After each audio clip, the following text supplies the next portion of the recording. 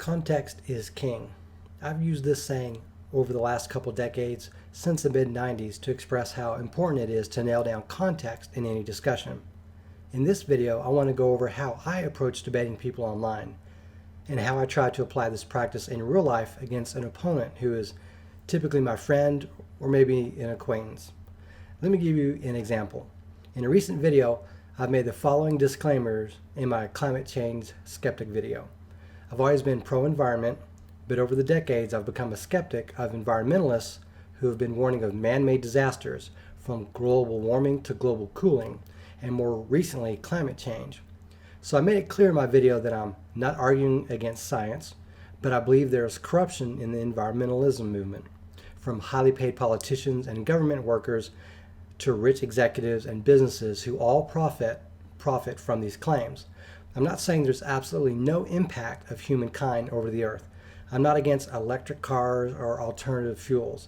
I'm not saying humanity doesn't have an effect on the environment. And I'm not denying climate change, global warming, or global cooling. And I'm not saying we should avoid building better products, introduce more competitive energy sources, and do our part to be efficient with what we do have. So those are the things I said in that video. And the reason why I said all those things is to make clear my context, to prevent from being inadvertently misunderstood or deliberately strawmanned by others. I have friends, family, and acquaintances who believe every word of the prominent environmentalists and can't fathom those people being either wrong or deceptive. And to them, the science is settled. All scientists agree, and their favorite politicians wouldn't lie to them. So clearly, I, in making these criticisms or complaints, have to be evil. I hate the earth, or I'm anti-science. Now, when I debate people online, either on forums or in a comment section or on social media, I don't automatically take the counter position on every point someone makes.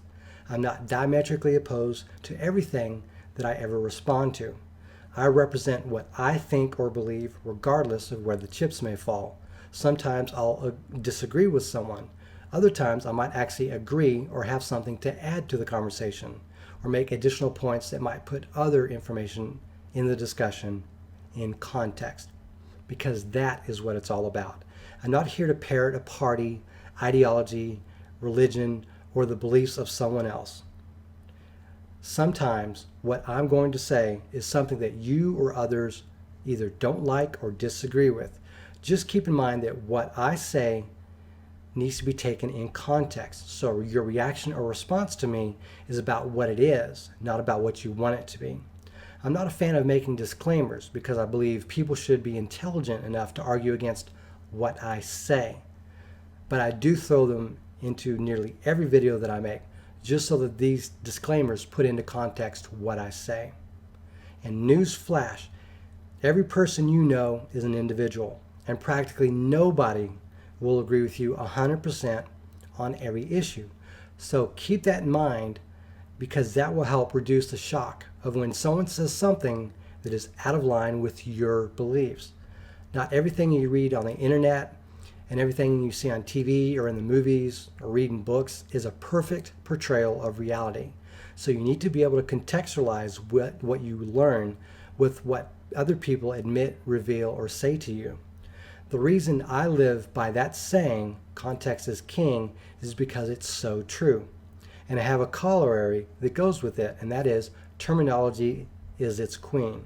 That is to say, words have meanings, and it helps to understand what the definition is of the words being used. So context is king and terminology is its queen. These two concepts work hand in hand to outline what people actually mean when they fashion an argument. For example, what does feminism, sexism, or racism mean? How about political correctness or social justice? What do those mean? What is a right and what is a responsibility? What is the difference between individualism and collectivism? What is the difference between a skeptic and a denier? So on and so forth. I'll wrap this up by saying the next time you find someone who is wrong on the internet and you can't let that go, make sure that what you're arguing against is actually what your opponent is saying. Thank you very much for watching, and have a great day.